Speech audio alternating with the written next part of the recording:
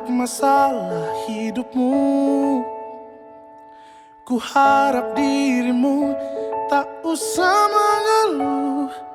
Percaya dan yakinkan dirimu. Kau bisa mengubah keluh jadi senyum.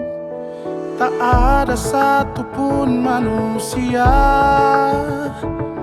yang tak pernah disinggahi masalah. Mungkin inilah cara yang kuasa untuk jadikanmu lebih dari dewasa. Senyumlah, syukuri hidupmu. Tunjukkan pada dunia bahwa kau mampu.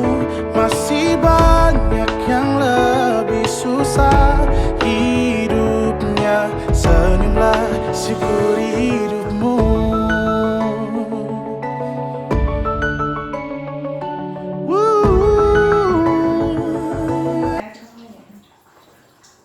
Selamat pagi Bu Nani. Selamat pagi Bu Linda. Bu, maaf nih ganggu waktunya Bu Nani sebentar aja. Jadi pengen ngobrol-ngobrol aja sih Bu sebenarnya sama Bu Nani. Obrolannya itu ke apa ya? Lebih ke arah tupoksinya Bu Nani sebagai seorang pemimpin. Karena Bu Nani kan kepala sekolah ya. Tupoksinya manajerial gitu Bu. Jadi kenapa kok pengen ngobrol masalah itu? Karena sekarang itu kan guru abad 21 itu adalah apa ya, pemimpin pembelajaran ya Bu ya. Tidak hanya pemimpin pembelajaran di kelas, tapi juga pemimpin pembelajaran bagi rekan-rekan sejawat juga. Jadi pengen apa ya, pengen ngobrol sama Bu Nani biar dapet sharing pengalaman Bu Nani lah sebagai seorang kepala sekolah. Dan itu kan Bu Nani juga di luar sekolah juga aktif banget ya Bu ya, banyak organisasi-organisasi yang diikuti gitu loh. Nah mungkin langsung aja obrolannya Bu ya, kita ngobrol langsung aja. Gini Bu Nani, tadi kan udah saya bilang bahwa kita ke tupoksi manajerial. Kepala sekolah itu kan seperti yang kita ketahui wewenangnya besar ya Bu ya. Tanggung jawabnya juga besar, amanahnya besar, kewajibannya juga banyak gitu kan. Nah apalagi dalam hal mengambil sebuah kebijakan atau keputusan gitu ya Bu ya. Itu kayaknya memang suatu hal yang sangat berat bagi seorang pemimpin gitu, apalagi kepala sekolah. Nah pernah nggak sih Bu Nani ada di satu kondisi di mana Bu Nani dihadapkan oleh dua masalah atau dua kasus Bu, tapi Bu Nani itu belum tahu gitu bahwa dua kasus ini nih dua-duanya sama-sama dianggap punya value atau dua-duanya ini dianggap benar, nggak ada yang salah. Atau juga dua kasus ini yang satunya benar, yang satunya salah, itu Bu Nani belum tahu gitu loh. Nah gimana ya cara Bu Nani itu bisa mengidentifikasi bahwa oh ternyata kedua kasus ini adalah kasus atau masalah yang sama-sama benar, atau dua kasus ini adalah kasus yang satunya benar, satunya salah. Gimana Bu Nani itu caranya Bu? Sering mengalami hal yang seperti itu Miss. Jadi menurut saya keputusan yang harus diambil adalah yang pertama adalah mencari informasi. Mencari informasi terlebih dulu, informasi ini benar atau salah, lalu kita mengumpulkan orang-orang yang mungkin mengetahui atau terlibat di dalam kasus itu sendiri. Lalu dari situ kita diskusikan, oh yang ini seperti ini, yang ini seperti ini. Kita cari yang terbaik dan yang paling benar itu yang mana, itu yang kita ambil. Jadi adanya suatu kolaborasi dengan orang lain, tidak hanya langsung saya memutuskan sendiri apa yang saya dengar langsung mengejas ini yang benar, ini yang salah, tidak. Jadi yang pertama langkahnya adalah mencari informasi, pengambilan data-data yang ada, lalu yang benar mana, yang tidak benar yang mana. Jadi butuh proses ya Bu ya? Betul. Nggak langsung, oh ini yang benar, ini yang salah. Nggak bisa. Harus ada informasi yang benar-benar valid, yang dapat dipercaya. Itu harus adanya satu proses. Baik Bu Nani, nah ketika Bu Nani sudah tahu nih bahwa kedua masalah ini ternyata ini adalah masalah yang sama-sama punya value atau sama-sama punya nilai kebajikan atau sama-sama benar, nggak ada yang salah di keduanya ini. Nah ketika Bu Nani dihadapkan pada sebuah masalah yang seperti itu, Bu Nani harus ngambil kebijakan atau ngambil keputusan Terus langkah-langkahnya seperti apa Bu? Gimana tuh caranya? Ya harus kita cari data tadi, berdasarkan data tersebut itu kita pakai skala prioritas. Jadi memang nggak mungkin namanya kasus itu sama persis, itu pasti ada suatu perbedaannya. Oh ini yang lebih, ini yang agak sedikit kurang. Jadi mana yang lebih benar, mana yang lebih baik, itu yang terbaik, itulah yang kita ambil. Jadi menggunakan skala prioritas. Oke, skala prioritas itu memang penting sih ya Bu. Iya. Jadi supaya nggak terjadi miskonsepsi juga ya Bu ya, bahwa oh ini ternyata yang harus didahulukan tuh yang masalahnya seperti ini. Benar, gitu. Nah, nah ketika itu Bu Nani kan sudah bisa mengambil kebijakan. Lalu prosedurnya Bu, langkah-langkahnya itu seperti apa? Karena seperti kita ketahui kan ya, mungkin setiap sekolah itu punya peraturannya beda-beda kan, nggak sama lah ya, walaupun memang sama-sama sekolah. Nah, mungkin untuk Bu Nani sendiri Bu, di sekolah kita ketika harus mengambil keputusan atau mengambil kebijakan untuk masalah yang seperti tadi itu atau dilema, langkahnya apa Bu? Prosedurnya seperti apa? Langkah-langkahnya kita tuh di sekolah kan ada tim ya Miss, khususnya tim pengembang sekolah. Ya, itu adalah rekan yang benar-benar memang punya tupoksi, ya punya tugas dan fungsi koordinator misalkan seperti itu. Itulah mereka yang saya ajak untuk berdiskusi. Jadi ada satu tim. Jadi segala sesuatu yang dihadapi di sekolah itu kalau misalkan itu bisa saya selesaikan sendiri, akan saya selesaikan sendiri. Tetapi manakala bahwa kasus atau satu permasalahan itu harus melibatkan orang lain, ya itulah rekan-rekan sekerja itulah yang untuk kita ajak berbicara, kita berdiskusi, lalu kita sampaikan ini ada satu permasalahan yang seperti ini. Nah, itu langkah-langkah yang harus kita tempuh. Oke, jadi adanya kolaborasi dengan seorang kepala sekolah juga iya membutuhkan sangat, kita tidak bisa berjalan sendiri, nggak bisa berdiri sendiri, butuh kolaborasi dengan kita tuh sistem ya, sistem itu harus ya seperti halnya roda aja istilahnya, untuk bisa berjalan harus ada rantai yang menggerakkan. Nah itulah kita nggak bisa berjalan sendiri, kita tetap adalah perlu adanya tim di dalam sekolah, harus berkolaborasi ya Bu ya, barulah di situ mungkin seorang kepala sekolah akan menjadi seorang kepala sekolah yang kuat kalau support sistemnya juga kuat ya Bu ya. Oke, nah, termasuk Miss Lingga itu tim saya. Luar biasa ini. Oke, nah sekarang kalau tadi Bu Nani sudah bilang bahwa butuh kolaborasi dari support system mungkin yang selama ini memang Bu Nani andalkan lah ya untuk segala sesuatu terkait dengan kebijakan di sekolah. Nah, kemudian yang paling Bu Nani anggap efektif lah Bu dari mungkin proses-proses yang sudah dilalui Bu Nani selama ini, Bu Nani dan rekan-rekan sejawat atau support sistemnya Bu Nani itu yang paling efektif yang Bu Nani rasakan tuh yang seperti apa sih Bu untuk mengambil kebijakan itu? Yang paling efektif adalah kita tuh di sekolah kan ada satu aturan, satu peraturan, ada norma-norma yang ada etika di dalam pekerjaan juga. Nah, ya yang paling efektif di mana satu keputusan itu berdasarkan satu aturan yang ada.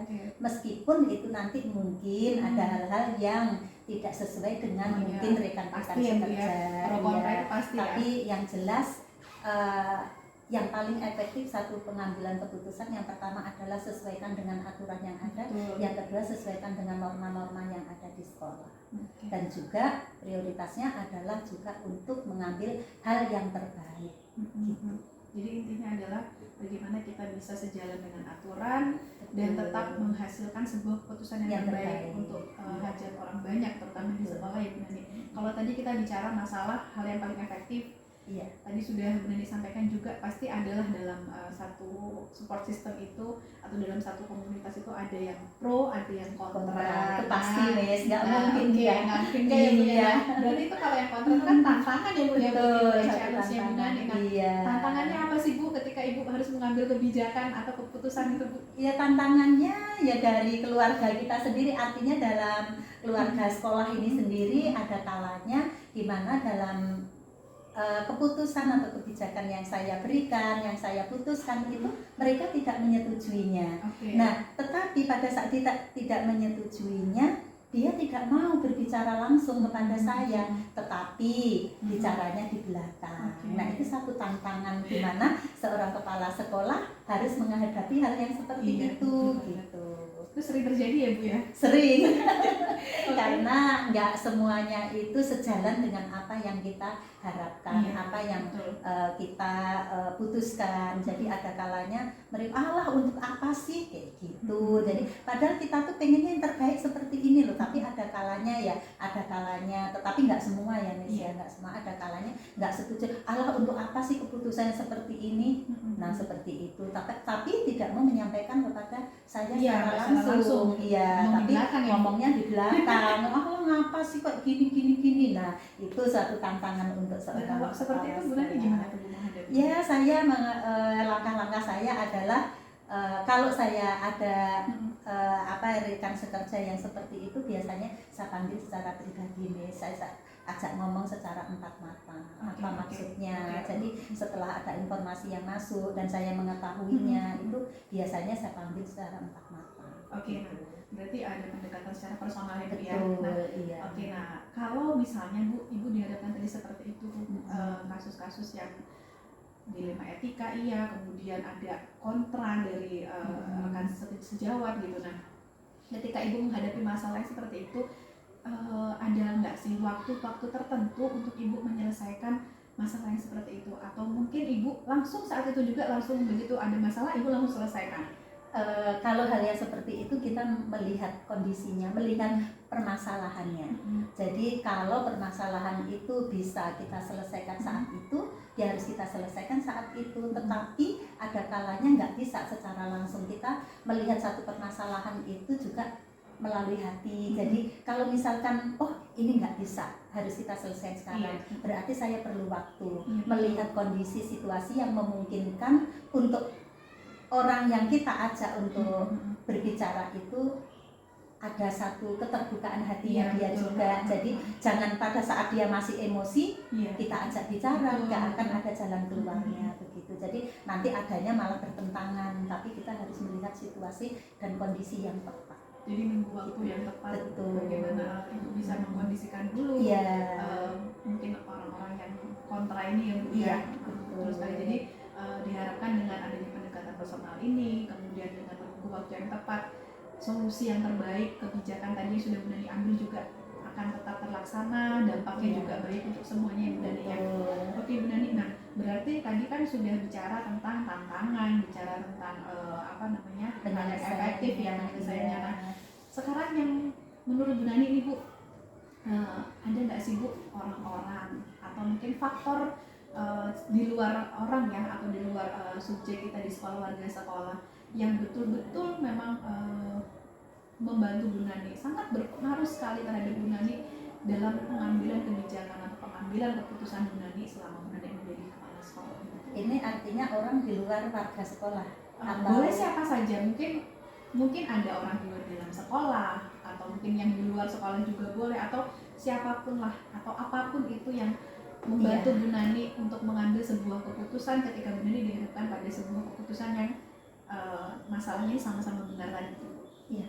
Kalau saya, karena ini urusan sekolah, yang saya libatkan tetap adalah orang dalam sekolah. Jadi kayak saya kan punya wakil kepala sekolah, punya seperti Bu Linda, rekan sekerja yang memang benar-benar bisa untuk diajak sharing. Jadi ya itulah teman-teman kami yang memang untuk bisa diajak untuk pertimbangan untuk dalam satu pengambilan keputusan begitu. Jadi saya tetap memerlukan satu rekan sekerja yang memang benar-benar kompeten di dalam pengambilan keputusan. Jadi memang ada timnya sendiri ya Bu ya, selain memang mereka sudah pada job desk masing-masing nih kompetensinya. Untuk satu pertimbangan itu kami optimis. Jadi pendapat saya, mungkin saya merasa benar setelah kita turkan dengan teman-teman yang kiranya ya harusnya sefrekuensi lah ya istilahnya. Mungkin ada kalanya ada masukan-masukan yang lebih baik daripada pendapat saya sendiri begitu. Jadi dalam mengambil satu keputusan, yang pertama itu adalah apa ya, kesepakatan kita bersama. Ya nggak mungkin kita mengambil satu keputusan kepala sekolah itu diktator ya istilahnya, itu nggak bagus menurut saya. Makanya saya di dalam pengambilan keputusan tetap perlu adanya suatu rekan gitu. Mesti ada kalanya juga saya harus tegas. Tegas ini yang benar, meskipun yang lain tidak setuju, tetapi manakala memang itu yang harus kita lakukan, ya itulah yang kita jalankan. Jadi memang yang sampaikan tadi bahwa ada tim yang berkolaborasi dengan itu juga mungkin bisa menguatkan apa yang Bu Nani sudah putuskan atau kebijakan-kebijakan yang diambil gitu. Mungkin Bu Nani kurang yakin dengan keputusan itu ketika baru berdiskusi dengan beberapa rekan sejawat yang memang mereka punya kewenangan dan memang sudah berkompetensi di bidangnya masing-masing atau sudah punya job desk masing-masing, semakin menguatkan ya Bu ya, bahwa ternyata memang keputusan saya ini sudah benar gitu ya Bu ya. Oke Bu Nani, dari yang sudah Bu Nani sampaikan tadi nih, dari awal beberapa pertanyaan yang sudah saya berikan ke Bu Nani, kira-kira apa yang ya pelajaran yang bisa Ibu ambil atau mungkin pelajaran yang bisa Ibu tularkan ke saya lah Ibu ya, selama Ibu menjadi seorang pemimpin, menjadi kepala sekolah, ketika Bu Nani harus menghadapi sebuah masalah, kemudian Ibu harus mengambil sebuah kebijakan atau keputusan atas masalah tersebut, apa Bu yang bisa diambil atau dipetik dari hal tersebut? Jadi mungkin Miss Lingga masih muda ya, suatu saat mudah-mudahan juga akan menjadi seorang pemimpin yang sebenarnya saat ini pun sudah menjadi seorang pemimpin ya, pemimpin di kelas ya, pemimpin di antara rekan-rekan sekerja juga ya. Jadi yang dapat kita petik adalah di mana menjadi seorang pemimpin dalam mengambil suatu kebijakan, mengambil suatu keputusan itu tidak mudah.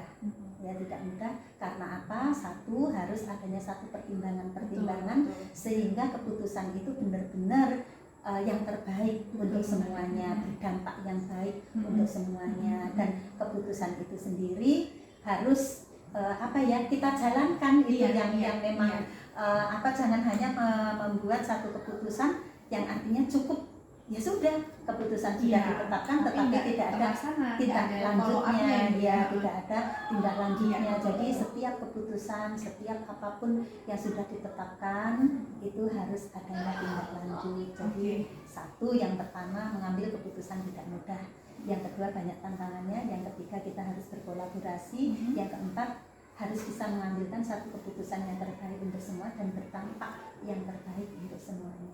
Itu harus dengan hati, nggak bisa dengan emosi. Jadi dituntut panjang sabar, bijaksana, itu penting sekali. Itu yang dapat kita petik pelajaran hari ini. Jadi seorang pemimpin itu memang harus bijak, sabar dan bijak. Profesional banget. Jadi kita mungkin harus mengesampingkan ego kita, kepentingan pribadi kita. Lagi-lagi memang untuk hajat orang banyak. Yang kita pikirkan adalah dampaknya, apakah ini berdampak baik atau dampaknya akan seperti apa. Walaupun memang sudah ada kolaborasi sebelumnya di proses-prosesnya itu yang mudah-mudahan apa yang Nani sampaikan tadi bisa saya terapkan juga ya Bu di kelas. Karena memang setiap hari ini kita sebagai seorang guru juga selalu dihadapkan pada masalah-masalah seperti itu, terutama sama murid-murid ya Bu ya.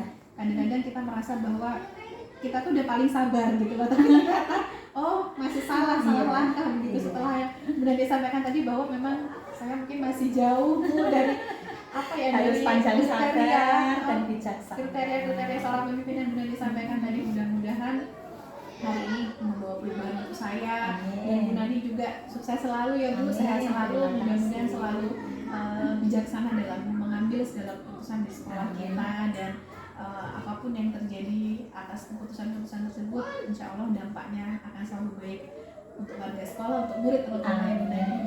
Baik, terima kasih Miss. Saya juga terima kasih banyak Bu, udah banyak hal yang dapat kita ini ya. Udah Bu Nani mau bagi waktunya sebentar untuk saya untuk ngobrol-ngobrol gitu. Mungkin nanti lain waktu kalau ada waktu lagi kita boleh ya Bu ngobrol lagi ya. Oke Bu Nani, terima kasih Bu Nani, selamat ya. Sukses juga untuk Miss Lingga. Amin, terima kasih Bu.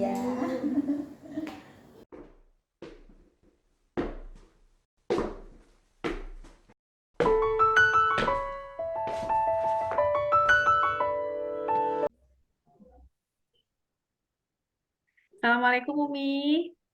Waalaikumsalam warahmatullahi wabarakatuh.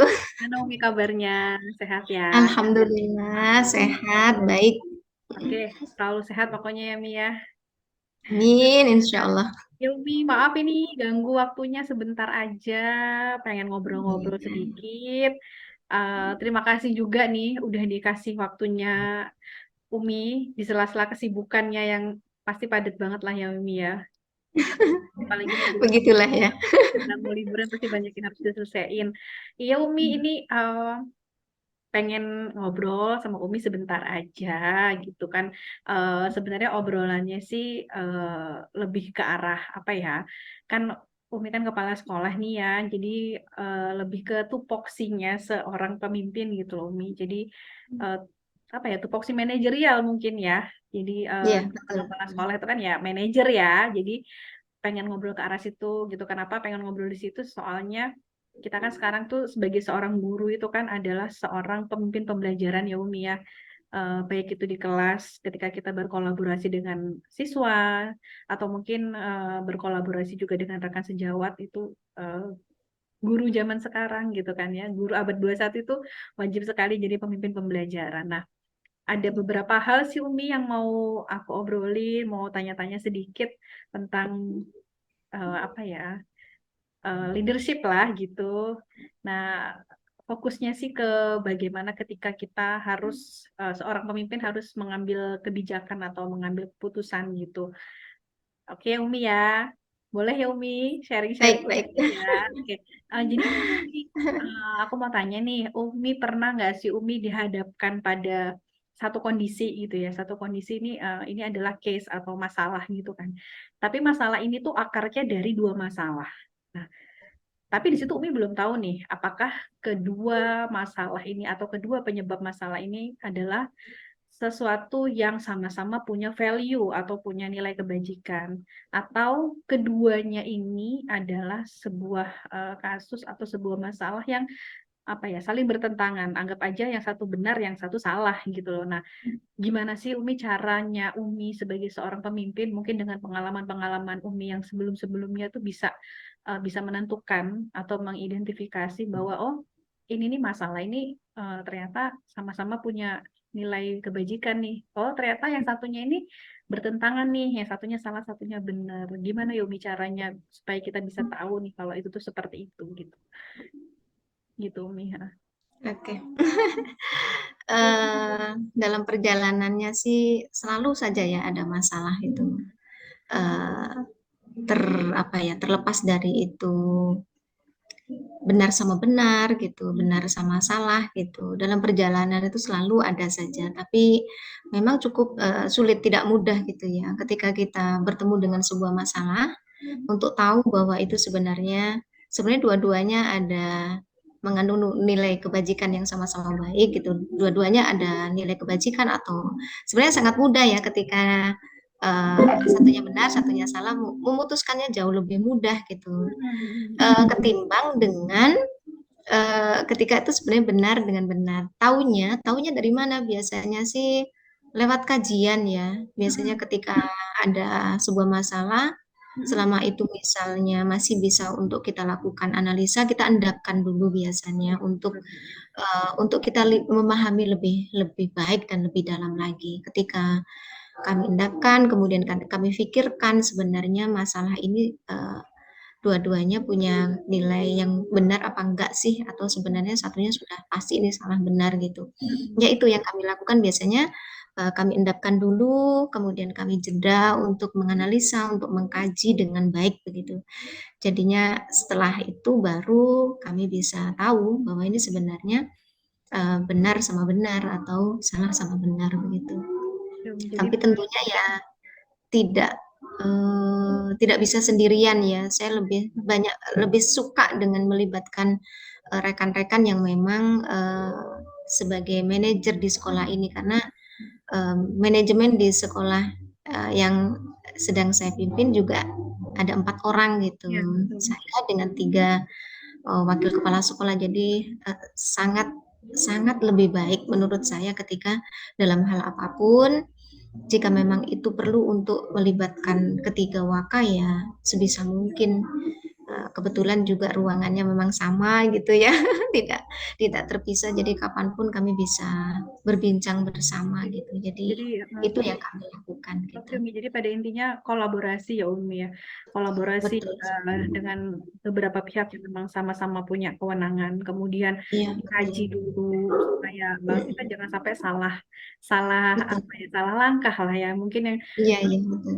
takutnya nih yang salah dianggap benar, yang benar dianggap salah Betul. seperti itu. Jadi memang butuh waktu dan proses Iya. untuk tahu bahwa oh ternyata ini adalah sebuah masalah yang saling bertentangan atau sebuah masalah yang memang sama-sama benar gitu ya Umi ya. Oke, Betul. nah terus kalau gitu Umi ya, ketika Umi dihadapkan pada masalah yang seperti itu dan Umi diharuskan untuk mengambil sebuah kebijakan atau sebuah keputusan, nah caranya gimana sih Umi biar apa ya kebijakan itu atau keputusan itu dianggap memang benar-benar bijak pada sebuah masalah yang dianggap sama-sama benar gitu. Jadi dampaknya itu nantinya akan baik lah gitu. Caranya gimana ya Umi ya biar bisa semuanya tuh jadi berdampaknya baik lah gitu. Iya. Eh, Tidak mudah ya, kadang memang cukup sulit ketika benar sama benar. Tetapi kita kan punya prioritas ya, Ya. kira-kira apa yang mau dicapai, gitu ya, apa yang mau dicapai.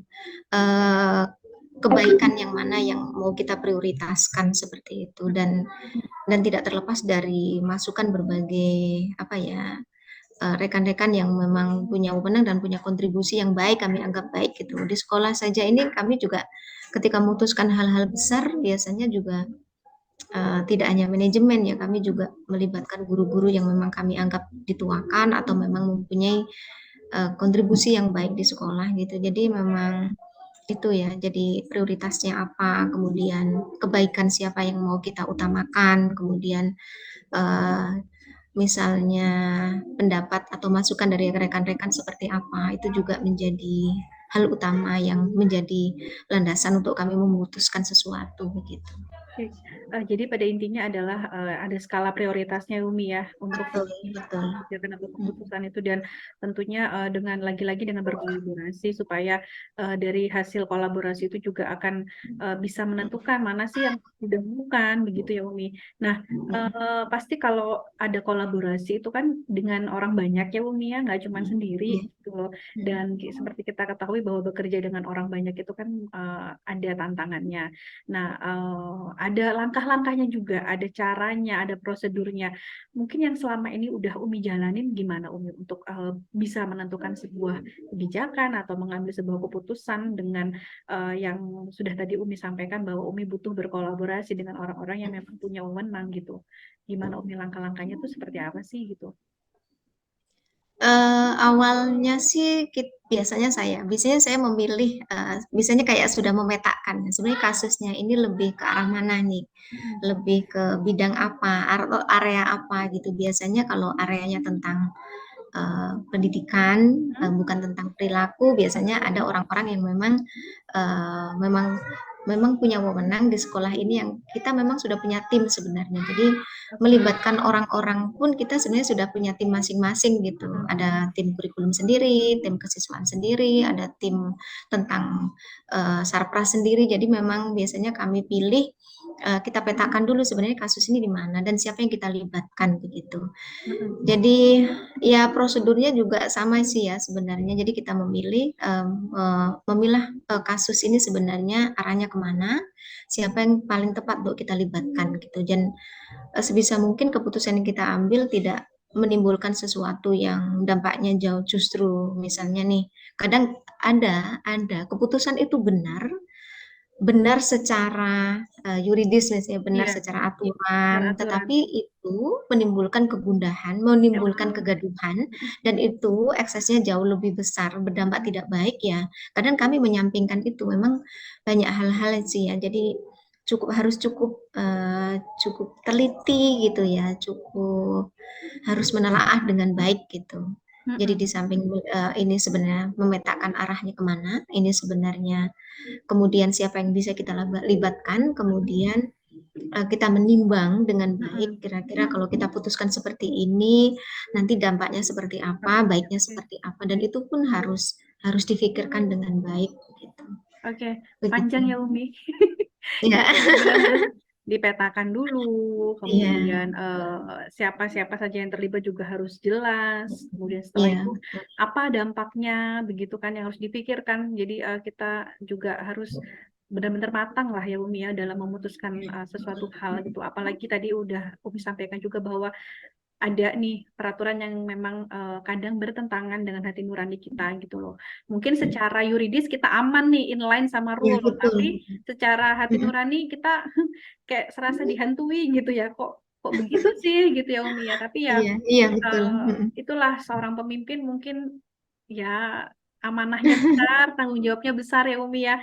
Nah, Betul, kalau tadi betul. Umi udah sampaikan bahwa banyak sekali langkah-langkah, proses, prosedurnya, tahapan-tahapannya Mm-mm. untuk mengambil sebuah kebijakan, sebuah keputusan pada sesuatu case yang memang dianggap sama-sama benar, begitu kan ya.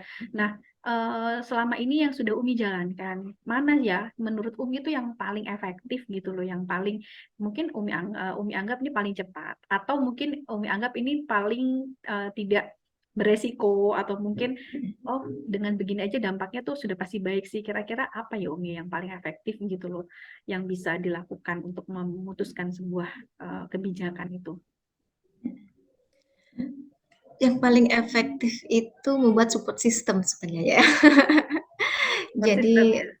banyak sekali yang membackup Heeh, itu jauh heeh. lebih baik. Mm-mm, Seperti menyamakan frekuensi dulu gitu ya. mm-mm, mm-mm. Kenapa begini, kenapa begini. Ketika misalnya ini sudah diputuskan secara konsiderasinya saya sudah tep gitu ya. Mm, mm, Ini akan jauh lebih mudah. Ketika ada pertanyaan dari berbagai arah, sana mm. kayak sudah punya gate gitu untuk menjawab. Sana punya sini. Jadi dari Oke, berbagai lini itu bisa oke. membackup. Jadi kalau kita punya banyak melibatkan orang, banyak yang menjadi apa seperti apa Backup, ya backup kita menjadi lah ya. backup dan menjadi kayak perpanjangan gitu loh ya, Perpanjangan tangan kita jadi perpanjangan tangan, lebih mudah perpanjangan gitu. mulut, Heeh. perpanjangan untuk menjelaskan Iya, itu heeh. jauh lebih mudah itu sih. Jadi membangun support system gitu. Tentunya ya sebelum membangun itu kan harus difahamkan dulu ya, maksudnya Mm-mm. ini apa. Paham dulu, klik, baru nanti Oke, uh, disebar gitu jauh jauh lebih mudah gitu. iya benar-benar. Bahkan kebijakan-kebijakan sekolah ini biasanya kami itu kan ada area-area ya. Jadi Iya, area sana heeh. ada Betul, betul, paham, paham. ada komite yang bertugas Iya, untuk benar, menjelaskan heeh. yang sana-sana. Jadi Iya, ini jauh lebih dan kami melibatkan tokoh masyarakat. Jadi ketika betul. ditanya pun paham gitu. Ini maksud kami, ini tujuan kami, Mm-mm, bla bla. Itu mm-mm, jauh lebih mengamankan kita gitu. Jadi insya Allah sih semakin banyak orang yang kita libatkan, semakin banyak saran yang kita mm-mm, tampung betul. dan semakin banyak pertimbangan, insya Allah jauh lebih baik daripada kita sendirian gitu, atau Jadi daripada kelompok yang kecil betul, gitu. betul. Jadi Gitu. intinya kita tuh tetap tidak bisa bekerja sendiri. Memang kita harus Betul, bangun betul sekali. support system apa. Jadi harus well managed banget lah ya Umi ya dengan Betul, betul, orang-orang di betul. sekitar kita dengan sefrekuensi pastinya. Karena satu Betul, betul. visi supaya Iya, bisa satu jawabannya, bisa satu iya keinginannya, betul, betul. cita-citanya gitu ya Umi ya. Oke, nah ketika Umi menjadi seorang pemimpin ya Umi kan pastilah ya ada pro dan kontra itu pasti ya Umi ya. Betul, Mungkin betul. sih kita tuh selama perjalanan kita menjadi apapun lah itu kan lancar-lancar aja. Pasti ada halangannya, pasti ada yang setuju, ada yang nggak setuju. Apalagi ketika kita dalam mengambil sebuah kebijakan. Selama ini apa ya Umi ya tantangan terbesar Umi ketika Umi menjadi seorang pemimpin gitu dan Umi dihadapkan pada sebuah masalah dan harus mengambil kebijakan atau mungkin selama uh, kepemimpinan Umi lah di sekolah itu tantangan terbesarnya apa sih gitu? Tantangan terbesar sih sebenarnya lebih ke sikap reaktif ya sebenarnya saya lebih memahami lebih menganalogikan reaktif ya kadang ketika kita memutuskan sesuatu kadang ada hal terkadang tidak kita tidak punya cukup waktu banyak untuk menjelaskan panjang lebar gitu Iya, apalagi kami kan unik ya kami garis apa namanya garis struktur organisasi kan tidak selalu itu dari kita kan ya kadang perintah instruksi dari atas begini begini begini mm-mm, begini begitu ya. Sebuah perubahan dinamikanya sangat luar biasa di sekolah kami gitu terkadang ada teman yang positif memahami sesuatu pasti positif gitu ya ada yang tidak positif, itu Iya. juga banyak.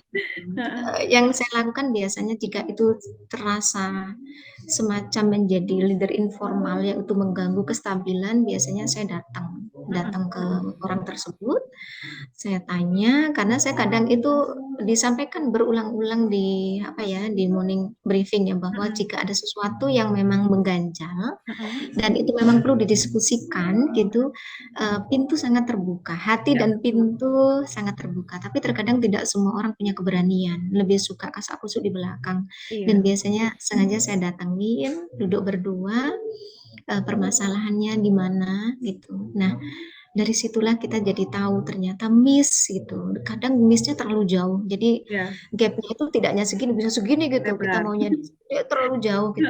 Jadi itu ketika ngobrol berdua, jadi paham lah. Oh, Iya, ternyata yang dipahami seperti ketemu lah ini. ya akhirnya. Akhirnya ketemu gitu. Iya gitu. Tapi Oke. ya butuh keberanian ya. Iya. Karena ketika kita itu ada orang yang kontra itu kan, kalau kita tidak sehat mental ya, pasti kan ada rasa justru jengkel ya. Tapi selama kita toh kita tahu kok sebenarnya apa yang kita lakukan kita ini baik, kita fokus sama tujuan, pasti kita memahami Iya, pasti ada pro betul betul. kontra. Ketika ada sesuatu yang harus diselesaikan dan diselesaikan itu kan 50-50 ya, bisa berhasil. Bisa Upaya berhasil nggak? menyelesaikan itu kan 50-50. Ada orang yang dikasih pemahaman cukup baik memahaminya. Ada orang Ada yang masih nggak kekeh. paham-paham juga gitu. Iya, iya, tapi minimal ada upaya yang Ya, dilakukan kita gitu, berusaha seberapa ya. persen pun gitu. Jadi lebih ke pendekatan personal ya, ketika misalnya ada pro kontra gitu. Jadi Iya, tidak oke. tidak membiarkan menggelinding yang akhirnya lama-lama menjadi bola yang lama-lama akan apa ya, mencuci gitu ya, yang sebenarnya kontradiktif dengan manajemen, itu sangat kami Ya, hindari oke oke. begitu.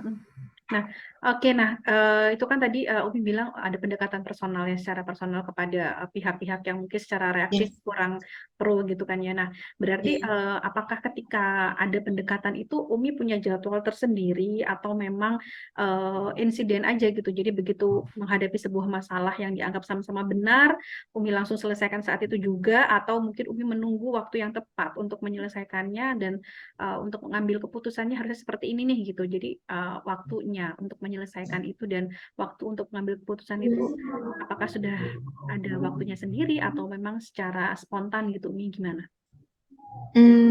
Tergantung sih ya, tergantung dengan momennya, tergantung dengan kondisinya gitu. Kalau biasanya ada hal yang sebenarnya, misalnya nih momennya, ada teman itu kemudian kita dengar gitu ya, misalnya itu bisa dengan obrolan enteng itu sebenarnya bisa diselesaikan ya selesai. Tetapi ada saatnya itu yang terlalu dalam, itu biasanya saya butuh waktu ya. Butuh waktu untuk apa ya, butuh jeda saya untuk nanti saya harus ngomong seperti apa nih gitu. Oke oke. Karena ketika face to face itu kan butuh kesiapan mental dua-duanya ya. Betul. Kadang guru pun ketika kontra dengan kita, ketika kita tantang untuk berdua, itu biasanya juga ada ciut sih sebenarnya. Iya Jadi iya iya. pasti beliau pun butuh butuh waktu untuk Iya betul. bersiap diri. Biasanya dengan ini ada waktu enggak, saya pengen ngobrol, itu aja sebenarnya sudah sesuatu yang apa ya, kayak ini ya, Takut buat gitu kan, mereka jadi itu waduh ada kayak rasa mau ketakutan apa gitu. nih, kepala sekolah mau ngomong apa nih sama saya Iya, gitu kan ya, Umi ya. iya gitu. Jadi Kalau kayak gitu berarti dua-duanya harus siap KSE-nya nih gitu. harus bisa pengendalian diri nih. Betul, betul. Jadi Pengendalian diri untuk harus hal baik. tertentu kita harus sama-sama siap gitu. Kalau Oke butuh oke. waktu sama-sama siap kan, harus cari waktu yang Cari waktu yang tepat. tepat ya betul. Dua-duanya memang dalam keadaan longgar, tidak diburu-buru dengan kerjaan lain, apalagi diburu-buru dengan jam ngajar ya, jangan sampai ya gitu. Jadi tergantung kondisinya saja gitu. Tergantung kondisi dan tergantung masalahnya seperti apa ya Umi ya. Jadi Iya, kondisional aja betul, gitu. betul. Nah oke, Iya, kondisi saja. kalau tadi Umi bilang membangun sebuah support system itu adalah hal yang paling efektif untuk Iya. pengambilan sebuah kebijakan atau keputusan gitu kan ya.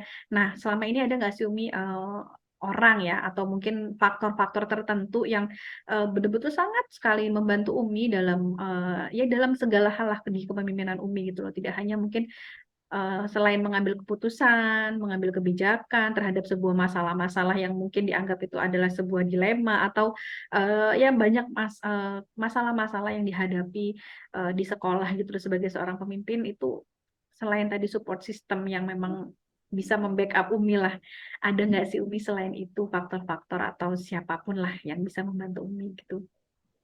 Iya. Yang faktornya sebenarnya hati ya, hati yang paling utama. Oke. Jadi jadi ketika kita memang sudah meyakini sesuatu hal ya, dan kemudian kita fokus gitu Mm-mm. ya.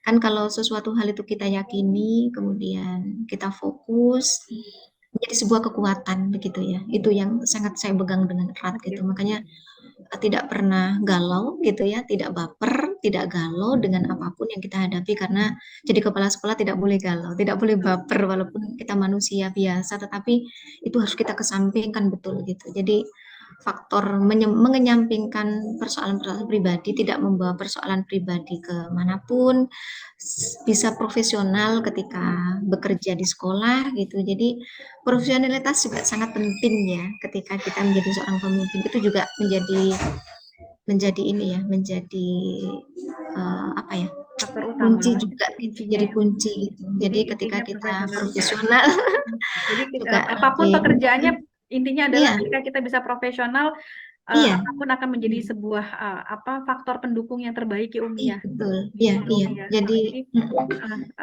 pokoknya apapun lah tadi kata Umi bilang sampai mengesampingkan kepentingan pribadi gitu kan ya. iya Benar-benar harus betul. bisa memanage Mm, emosional, sosial betul diri kita sendiri gitu betul kan. betul.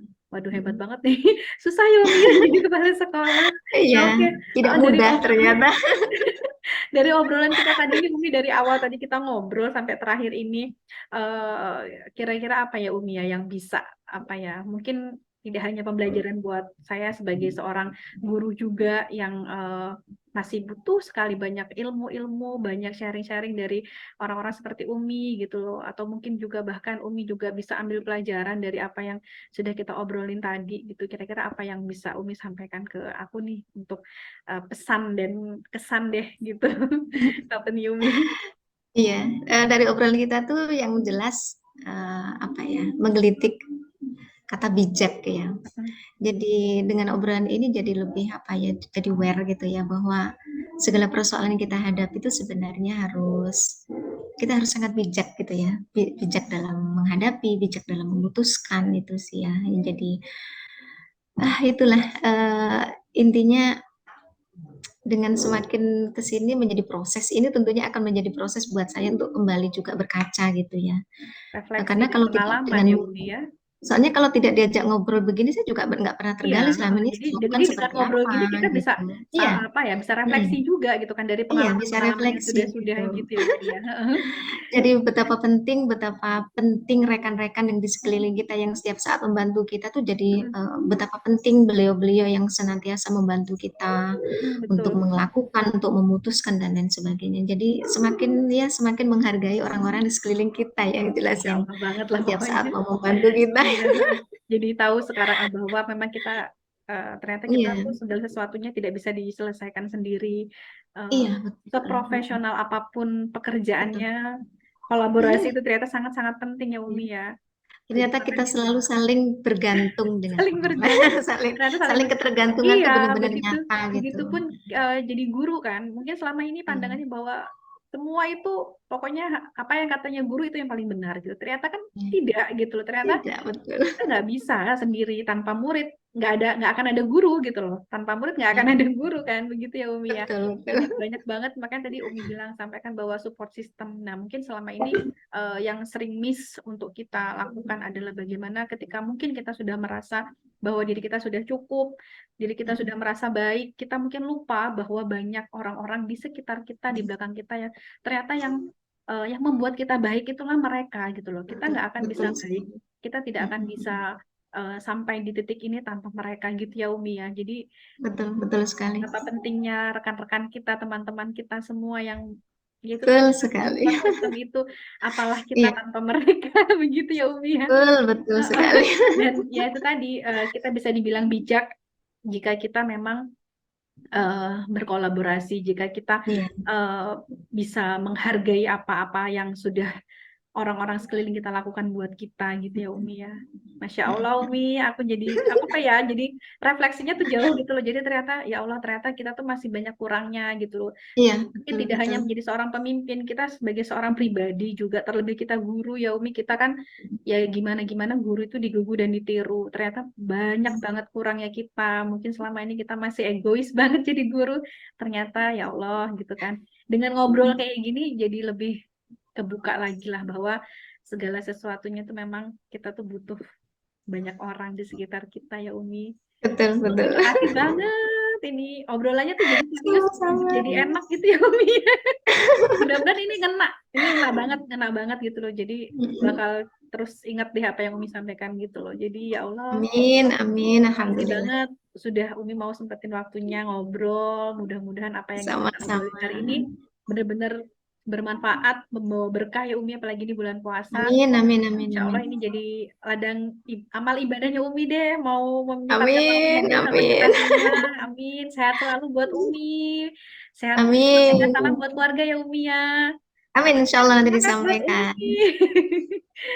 Oke Umi, ya Kak, aku pamit dulu nih. Makasih banyak atas waktunya. Oke, Sama-sama. Assalamualaikum warahmatullahi Waalaikumsalam wabarakatuh. warahmatullahi wabarakatuh.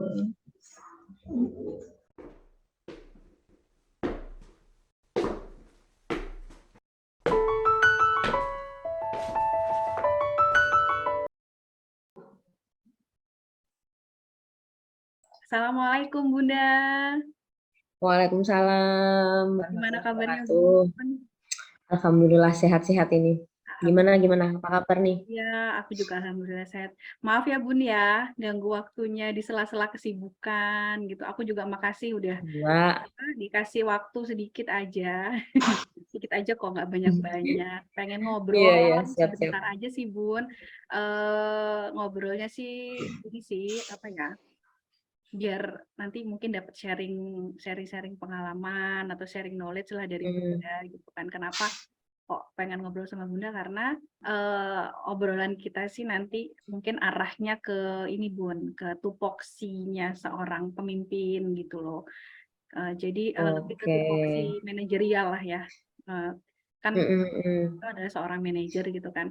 Nah, kenapa kok aku ambil topik itu? Sebenarnya gini, kan kita tuh kan sekarang guru itu kan diwajibkan sih kayaknya kalau sekarang itu guru untuk menjadi seorang pemimpin pembelajaran ya.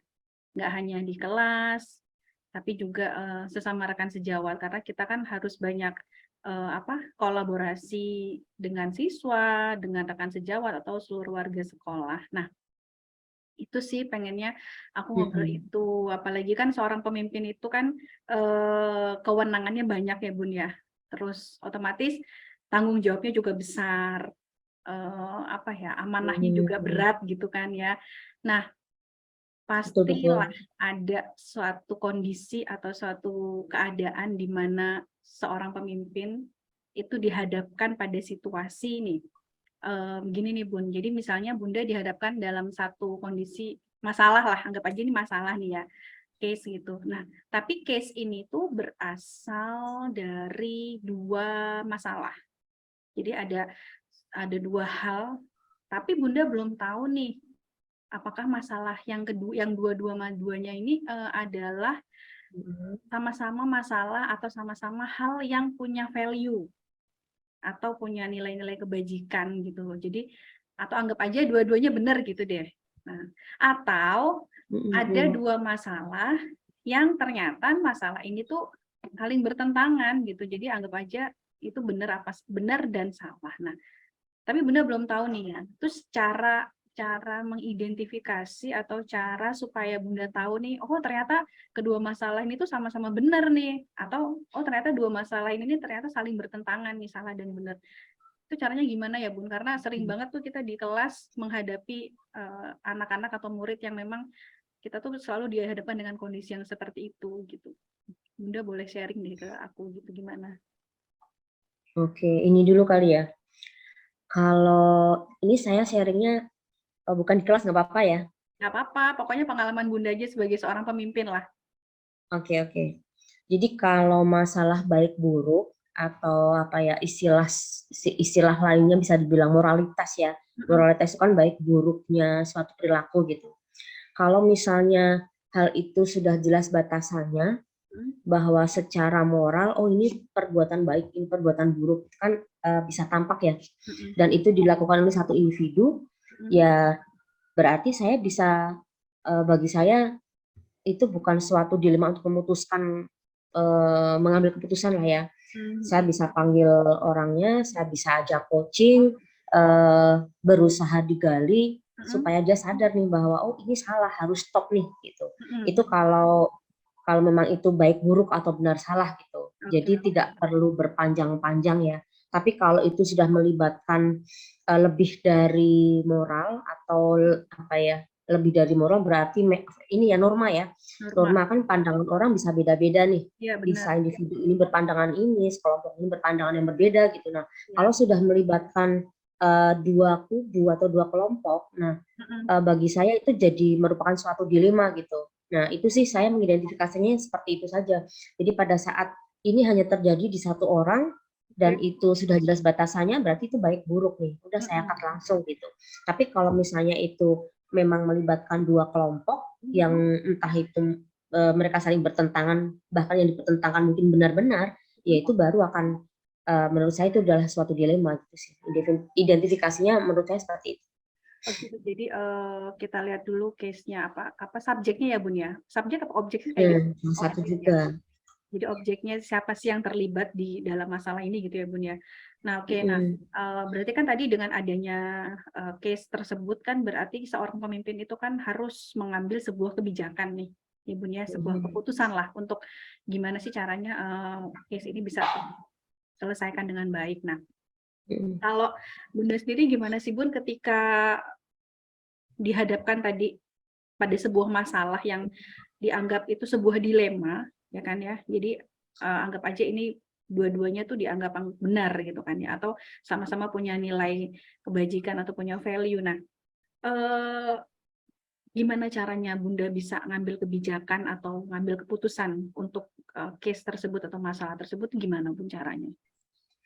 Kalau ini juga apa ya, banyak yang dipertimbangkan sebenarnya ya. Tapi agak mungkin keputusan yang saya ambil akan berbeda dengan pimpinan yang lain gitu, karena institusi tempat saya bekerja ini kan sekolah perusahaan ya, dinaungi oleh perusahaan gitu. Jadi ada faktor-faktor, jadi payungnya dua nih, satu perusahaan, yayasan, yang satunya kedinasan gitu. Jadi selama ini sih yang saya lakukan jelas yang pertama saya mengutamakan kebijakan yang berkaitan dengan perusahaan dulu atau yayasan gitu. Dan otomatis yang saya jadikan patokan adalah peraturan. Itu yang saya jadikan landasan untuk pertama kali. Tapi tidak saklek juga sih, walaupun mungkin peraturannya seperti ini gitu. Tapi kalau bisa digoyang dengan kadang peraturan yang saklek itu agak bertentangan dengan empati gitu ya. Nah, saya juga akan mencoba menggoyang dengan empati gitu. Jadi setidaknya dua itu yang saya jadikan pertimbangan itu sih. Ada juga apa istilahnya bisa dibilang efek yang lebih luas gitu ya. Misalnya waktu itu pernah ada kejadian dan kalau ini idealnya sih pilihannya A gitu. Tapi kalau saya pilih A, ini efek ke perusahaannya luas nih jadinya. Kedepannya juga akan nggak bagus gitu. Jadi akhirnya terpaksa nih harus milih B. Nah, bisa. Tapi so far yang sering saya lakukan itu basis pertamanya adalah peraturan. Tapi kalau peraturan itu memang menurut saya juga kurang.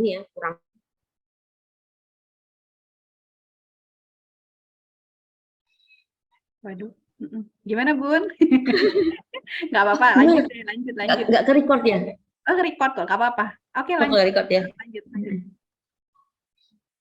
Jadi tadi intinya tetap rule based thinking ya pada peraturan gitu, dan dampak yang pertama itu dulu sih itu ya, dampak ke efek-efek ke peraturan itu emang susah sih ya Bun ya.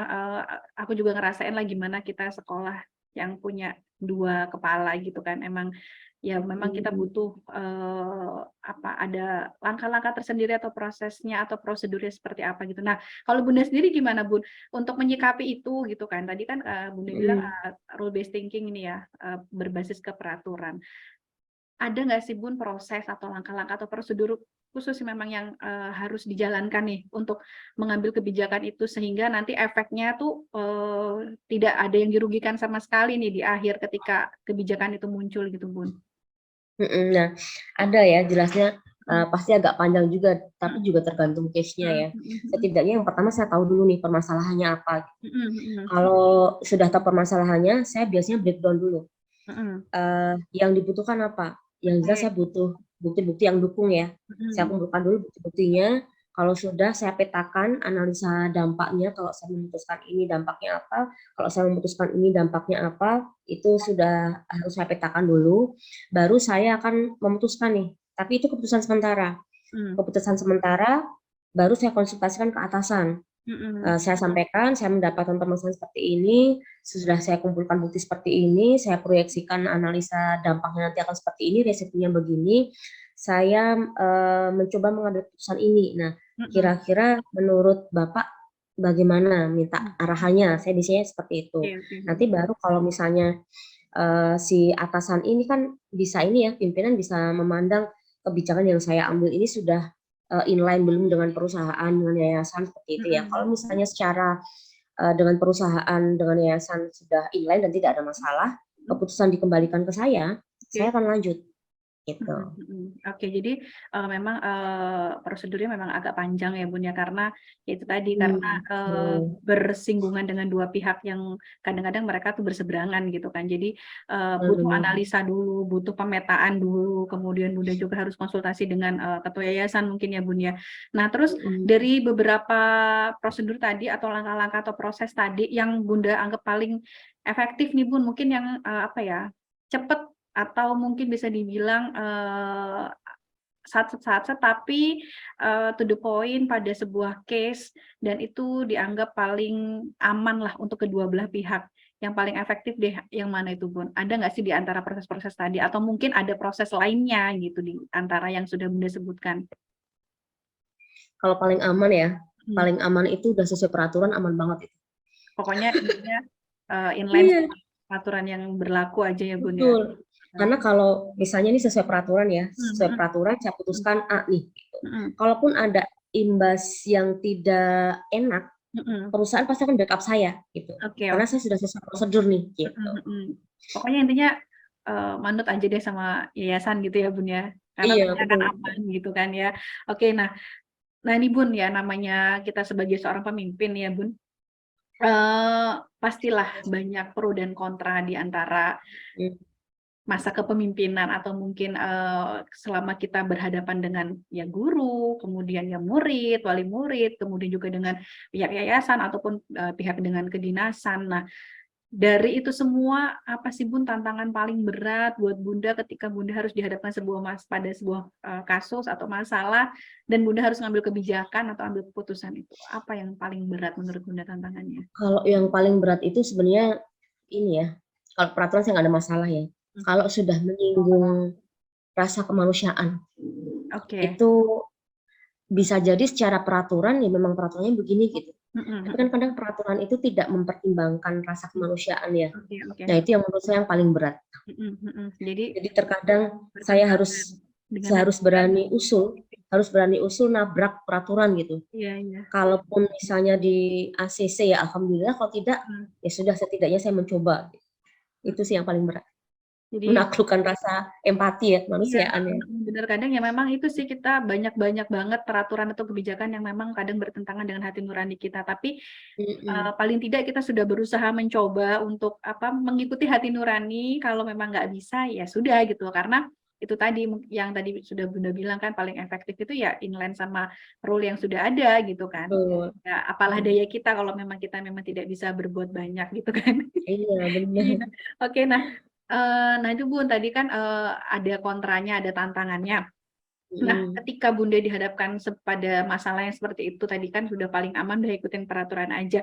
Kira-kira ada nggak sih Bun waktu-waktu tertentu ya atau mungkin secara periodik atau frekuensi waktunya itu seperti apa sih ketika Bunda dihadapkan pada sebuah masalah yang Bunda anggap itu tadi sebuah dilema gitu, paling lebih dari moral atau norma. Jadi misalnya nih ada masalah Apa langsung hari itu juga diselesaikan atau mungkin butuh waktu untuk mengumpulkan tadi data-data dulu, butuh analisa, butuh identifikasi. Nah, Bunda punya waktu tersendiri nggak sih untuk menyelesaikan masalah itu gitu? Ada. Jadi tergantung case juga ya. Kadang sehari 2 hari selesai, kadang bisa seminggu gitu. Misalnya gini, pernah dapat surat dari wartawan ya, surat ancaman gitu. Di surat pasti ini ya, di surat ancaman itu apa yang disampaikan oleh si wartawan, ancaman-ancaman itu sebenarnya ini mah bisa dibilang tidak berarti gitu ya, nggak kuat hukumnya gitu. Jadi saya bisa langsung saat itu juga mengambil keputusan, tapi tetap ya dalam 1 hari itu saya menganalisis dengan cepat, saya ambil keputusan, saya lapor ke pimpinan gitu. Itu dalam 1 hari bisa. Tapi pernah juga agak lama, kasusnya memang rumit gitu ya. Perlu dikasih contoh nggak ini? Boleh, nggak apa-apa Bun. Siapa tahu nanti Jadi aku ya, juga someday aku dihadapkan dengan masalah yang sama mungkin kan, jadi aku bisa iya ya, barangkali ya. kata-kata Bunda Jadi nih gitu. pernah tuh gini, ini dilema banget sih ini. Jadi saya tuh pernah awal-awal ditugaskan, itu kan kepala sekolah lama masih ada ya, gitu. Waktu itu ada beberapa guru yang memang cuma P3K, jadi guru kami berkurang banyak. Gitu. Nah, di satu sisi guru itu sudah statusnya resign dari sekolah ya. Kalau sudah resign, asumsi dari yayasan berarti dia bukan karyawan kita lagi gitu kan ya. Jadi dia nggak berhak tuh ada di Dapodi gitu. Iya. Harus dikeluarkan. Betul ya. Nah betul. Tapi kepala sekolah yang lama dia memohon jangan dikeluarkan dulu. Gitu. Pertimbangannya kalau dia dikeluarkan, guru di Dapodi jumlahnya kurang, takutnya akan berimbas banyak gitu. Berimbas ke satu sekolah. Bener. Itu dilema juga karena kan saya baru memahami Dapodi, belum tahu gitu ya. Saya butuh waktu lama nih. Saya konsultasi dengan orang-orang yang paham Dapodi di yayasan, di sekolah lain, kemudian sampai ke kedinasan gitu, ke dinas yang lama ya, karena saya sebenarnya di Lampung Tengah, saya ke Lampung Tengah gitu. Saya nanya-nanya gimana. Baru ditanya, diajari cara menganalisa. Jumlah gurunya berapa, kebutuhan ininya berapa. Udah saya petakan tuh. Udah sampai akhirnya jadi seandainya saya ini mengeluarkan berarti nggak ada masalah ya. Sampai pada keputusan itu. Sudah sampai di situ. Kalau yayasan kan nggak mau tahu. Dia mau taunya hanya dia bukan karyawan kita, dia dikeluarkan. Taunya hanya itu ya gitu. Dia nggak mengalami dilema gitu. Nah, akhirnya saya sampaikanlah kekhawatiran teman-teman di sekolah, kekhawatiran kepala sekolah yang lama yang merasa sudah membangun sekolah sampai punya nama, tiba-tiba nanti juluk gitu saja runtuh, kan dia pasti nggak ikhlas ya. Saya sampaikan, ini setelah saya berkonsultasi begini gitu. Akhirnya, ayo kita coba, insya Allah tidak masalah gitu. Awalnya sih beliau tetap kekeh, itu salah gitu, yang informasi yang saya terima itu salah gitu. Saya kuatkan lagi, ini informasinya saya dapat dari dinas, jadi insya Allah bisa dipercaya gitu. Setelah dicoba-coba dan informasi yang diperoleh oleh kepala sekolah yang lama itu memang pada akhirnya kurang valid gitu, kurang kuat gitu ya, jadi dia ada miskomunikasi gitu, mispemahaman. Akhirnya kita coba, mohon maaf, kita keluarkan dan alhamdulillah tidak ada masalah. Jadi awal-awal itu akhirnya memang tidak ada masalah gitu. Jadi semua yang rasio kebutuhan guru kan ya, jadi pemetaan rasio. Benar, betul. Dan kalau sebelumnya kan memandang idealnya 1 kelas 1 guru, 1 subjek 1 guru gitu. Tapi sebenarnya yang subjek ini bisa kok dihandle oleh guru kelas. Akhirnya setelah masih bisa diakali gitu. Setelah diakali dan alhamdulillah nggak ada masalah. Yang guru sertifikasi tetap valid, tetap bisa cair gitu. Alhamdulillah semuanya tetap berjalan lancar gitu. Tapi awal-awalnya itu ya aduh kayaknya nggak bisa tidur berhari-hari deh. Berat banget ya Bun ya, itu tadi lah tetap aja karena hati nurani juga.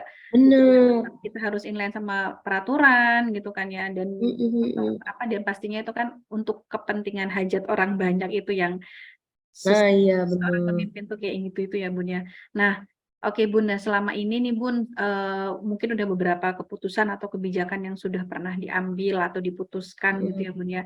Kalau tadi kita bicara masalah tantangan, masalah menghambat, ada apa sih adalah ya kontranya. Nah, untuk yang pro nih, kira-kira ada nggak sih Bun atau orang atau mungkin bisa seseorang atau faktor-faktor tertentu lah di luar mungkin di dalam sekolah atau di luar sekolah yang selama ini tuh banyak banget membantu atau sangat berpengaruh lah terhadap pengambilan keputusan atau pengambilan kebijakan Bunda sebagai seorang pemimpin di sekolah gitu. Ada nggak? Atau siapa? Kalaupun tentunya ada ya. Misalnya, dan itu dari guru-guru sendiri gitu. Saya juga bersyukur ada dukungan gitu ya. Misalnya ada ini. Ada siswa itu yang ini sekarang dia siswa kelas 2 ya. Dia hampir tidak pernah berangkat sekolah gitu. Bisa dihitung kira-kira kehadiran dia itu hanya 10%. 90%-nya tidak masuk gitu. Otomatis kan dia tidak memenuhi prasyarat kehadiran ya, itu satu. Betul. Nah, karena dia memang tidak pernah masuk juga, hampir tidak pernah masuk, jadi untuk kemampuan dasar membaca, berhitung saja dia belum ada gitu. Nah, ada guru yang meminta sudahlah dia dikeluarkan saja gitu. Tapi saya juga ada hati nurani ya. Saya sampaikan juga, saya juga punya rasa nurani nih kalau misalnya dia dikeluarkan dari Dapodi, dia sementara tidak melanjutkan sekolah kemana-mana, nanti kalau dia akan sekolah lagi akan repot gitu. Karena sekolah sebelumnya nggak ketelusur gitu ya. Akhirnya saya beri usulan gini, anak ini jangan kita keluarkan, tapi tidak kita naikkan saja, gitu. Tidak kita naikkan, karena memang dia tidak memenuhi prasyarat, dia melanggar kesepakatan gitu. Jadi yang bisa kita lakukan adil tapi juga membantu, itu seperti itu saya tawarkan. Kemudian ada guru yang agak keberatan kalau nanti dia harus mengutak-atik nilai. Saya bilang tidak perlu. Nilai apa adanya kita sampaikan saja. Memang seperti itu kondisinya gitu. Karena beberapa guru itu berkaca pada kebijakan sebelumnya. Itu anak yang seperti itu ini nggak boleh nih, secara kedinasan harus naik kelas gitu kan ya. Jadi pada akhirnya dia harus mengutak-atik nilai gitu. Oh tidak. Ini saya putuskan dia tidak naik kelas, tapi nilainya tidak usah direkayasa apa adanya. Tapi memang dia harus mengulang gitu. Jadi alhamdulillah beberapa guru memang mendukung gitu. Jadi justru dari guru-guru ya Bun ya, memang yang support sistemnya lah ya, support sistemnya sebuah sekolah, sebuah Iya, setidaknya kan pandangannya sama dulu gitu ya. Jadi kepala sekolah tuh ya support sistemnya ya dari guru-guru itu sendiri gitu kan ya, nggak jauh-jauh lah. Nah, oke Bun, tadi udah banyak banget ngobrolnya ya, mulai dari tantangannya, terus ketika dihadapkan pada sebuah masalah yang dianggap itu dilema, kemudian siapa-siapa aja atau faktor-faktor apa saja yang memang menjadi support sistemnya seorang pemimpin di sekolah gitu, dari obrolan kita tadi lah Bun ya. Jadi apa sih Bun yang kira-kira bisa Bunda sampaikan ke aku biar aku nanti kalau mungkin dihadapkan pada sebuah masalah seperti itu tuh bisa menjadi sebuah pembelajaran yang benar-benar bisa aku terapkan gitu loh, dan itu juga bisa diaplikasikan dengan tidak susah gitu. Jadi aku ingat sih kemarin Bunda Hera bilang seperti ini, aku juga pasti bisa gitu. Nah, apa ya Bun ya kira-kira yang pelajaran yang paling penting lah dari obrolan-obrolan kita pagi ini Bun? Setidaknya ini, jika kita menjadi pimpinan atau kita harus mengambil keputusan, setidaknya satu harus tahu dulu nih permasalahannya apa. Satu, mengenali permasalahan ya. Yang kedua, apakah ada pertentangan antara dua kelompok atau tidak? Kalau misalnya tidak ada pertentangan, permasalahan itu bisa kita selesaikan, karena kita pimpinan bisa kita coaching lah ya, supaya perilaku yang buruk itu stop gitu. Tapi jika permasalahan itu memang ada pertentangan, nah kita selami lagi yang dipertentangkan apa. Kalau kita sudah kenal permasalahan dan yang dipertentangkan itu apa, sebelum memutuskan cari prinsip-prinsipnya dulu deh. Ini saya harus memutuskan masalah ini, aku harus punya dasar nih yang saya jadikan patokan apa nih gitu. Nah kalau sudah ada patokannya, kumpulkan bukti-buktinya. Kalau sudah ada bukti-buktinya, dasar-dasar yang harus dijadikan patokan itu ada, analisa dulu. Ini kalau aku ngambil keputusan ABCD, kira-kira ada dampak yang lainnya apa ya? Yang jelas ada prosedur, ada langkah yang harus dilalui lah ya. Nah, kalau sudah sampai sana, konsultasikan ke yang berwenang, baru eksekusi benar-benar. Tapi nggak mesti ini sudah tepat belum ya gitu. Iya, Tapi setidaknya sekali itu keputusan diambil, jalankan dulu. Kalau misalnya memang ada keraguan, itu bisa jadi pelajaran buat kita untuk next case lagi ya. Menurut saya seperti itu sih. Jadi intinya kenali masalah, kalau memutuskan cari landasannya apa yang mau kita pakai, prinsip-prinsip. analisa, putuskan. Gitu. Oke, Itu panjang sih ya Bun. simpelnya. Susah Panjang ya, banget. empuk aja loh, empuk aja. Jadi seorang Nggak pemimpin usah panjang susah panjang. banget gitu kan. Jadi apa namanya itu tadi memang nggak saat itu juga ada masalah, saat itu juga terselesaikan, ternyata kan nggak seperti itu ya. Iya benar-benar. Karena itu kan masalah juga kan nggak hanya untuk seorang pemimpin sebuah institusi atau organisasi, kita di kelas juga guru setiap hari dihadapkan pada sebuah masalah. Iya betul. Terjadilah sama murid-murid itu kan kadang kita juga nih masalah ini sebenarnya apa sih akar masalahnya kan harus diidentifikasi dulu, terus kita punya prinsip juga iya, terus kita juga punya kesepakatan yang memang yang tadinya berlaku gitu ya. ternyata dari kata sepakat itu ada yang dilanggar. Nah setelah itu kita juga harus bisa memikirkan dampaknya, yang pasti dampak sih ya Bun ya, dampaknya nggak kalau di kelas ya dampak ke muridnya ya, iya, dampaknya gimana nih gitu kan. Apalagi kalau di sekolah kan tetap kita bagaimanapun harus tetap berpihak kepada murid gitu kan, jadi dampak kita lihat dulu deh gitu ya, ke murid itu seperti apa sih gitu kan, yang jadi nggak cuman yang kita pikirkan nggak cuma dampak untuk si pemimpin atau atau gurunya gitu kan ya Bun ya. Iya Panjang banget. Mudah-mudahan ya Bun ya kita semua bisa lah menjadi seorang pemimpin pembelajaran gitu dari Insya Allah bisa sampaikan pagi ini nih obrolannya, aduh keren banget lah Bun, pokoknya banyak banget nih ilmunya jadi kebuka. Dalam ya. Jadi bener-bener deh ya menjadi pemimpin itu memang ya itu tadi memang butuh satu memang kesabaran itu juga harus sih sepertinya Bun. Jadi kita nggak langsung ngejudge ini seperti ini gitu kan ya. Betul. Ya ini ya banyak sabarnya. Apa istilahnya sosial emosional kita ya, itu juga sangat membantu ya. Itu untuk memutuskannya benar. Jadi kita harus benar-benar bisa mengenali juga diri kita sendiri, dan kita juga harus bisa mengatur diri kita sendiri, mengelola emosi, mengelola diri, dan pastinya dari kesemuanya itu satu hal yang memang menjadi sebuah pembelajaran paling penting adalah memang seorang pemimpin itu memang amanahnya besar, tanggung jawabnya besar, kewajibannya juga besar, tapi insya Allah itu semua jadi amal ibadah kita ya Bun ya. Amin insya Allah ya. Semua niat baik menjadi seorang pemimpin itu nantinya akan berdampak baik juga untuk orang-orang yang ada di sekitar kita gitu. Oke, makasih banget ya Bun, aku makasih banget ini waktunya. Sama-sama, sharing-sharing kita ini luar biasa sekali. Oke Bunda, mungkin segitu aja obrolan kita hari ini. Semoga Bunda sehat selalu ya Bun. Nggak capek. Amin, semoga obrolan tadi membantu ya. Jangan bosan-bosan ya kalau kita sering minta bantuan. Waktunya untuk ngobrol-ngobrol gitu loh Bun. Oke ya Bunda. Bunda aku tutup dulu ya. Oke Bu, salam. Iya, terima kasih. Waalaikumsalam. Senyumlah, syukuri hidupmu. Tunjukkan pada dunia bahwa kau mampu. Masih banyak yang lebih susah hidupnya. Senyumlah, syukuri hidupmu.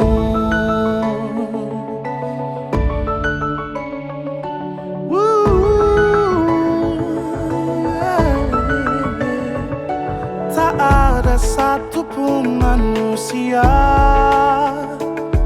yang tak pernah disinggahi masalah.